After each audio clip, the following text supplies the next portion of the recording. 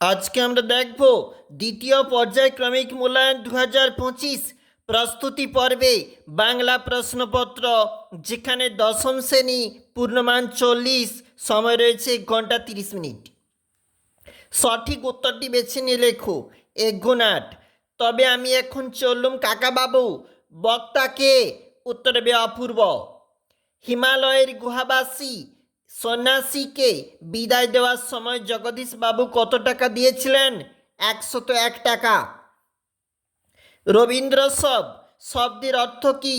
এটা রথীন্দ্র সব হবে, উত্তর হবে শ্রেষ্ঠ রথী। পরের প্রশ্ন দেখো কি বলেছে। প্রলয়োল্লাস কবিতায় মুখ্য উপজীব্য বিষয়, উত্তর হবে বিপ্লববাদ। চায়ের কাপ, চায়ের জন্য কাপ, এটা এই বাক্যটি সমাস হলো। দেখো জন্য আমাদের এখানে যেটা বলেছে তোমরা অবশ্যই করবে উত্তর, এবং এটা অলপ তৎপুরুষ। এখানে দ্বিগু সমাস বাংলায় 2 প্রকার।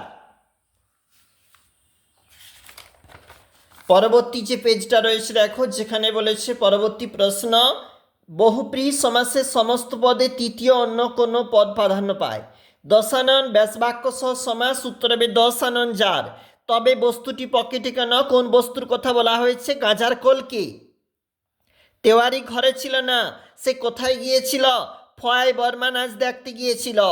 আমি এই সৃষ্টির এক কোণা ধুলি। বক্তা কোন ছদ্মবেশের আড়ালে কথা বলেছেন?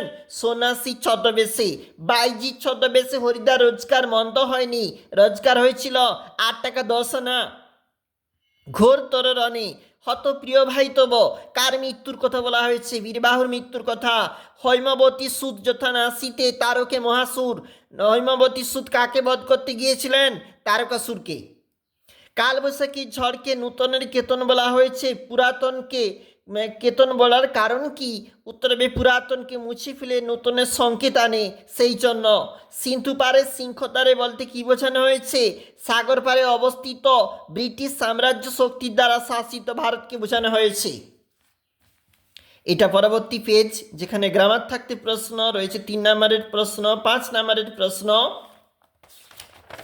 এবং এখানে রয়েছে সিরাজদৌল্লা থাকতে প্রশ্ন, কোনি থাকতে, এবং রয়েছে প্রতিবেদন।